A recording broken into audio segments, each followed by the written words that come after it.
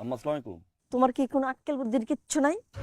আমার মেয়েটা অসুস্থ, এই অবস্থা তারা রেখা তুমি কিনা বাড়িতে গেছো? তোমার মা তো মইরা যায় নাই, যে মইরা গেছে তোমার এক্ষণে বাড়িতে যাইতে হইব?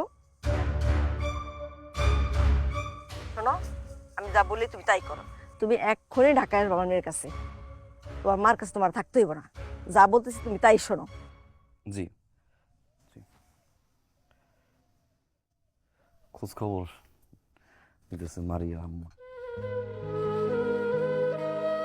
কি কইরা রাখছে চুলটা, হ্যাঁ?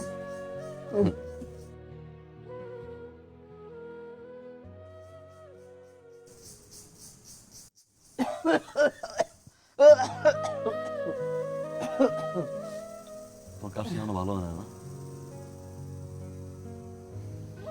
পাইছো এক সৌরভ ডাক্তার।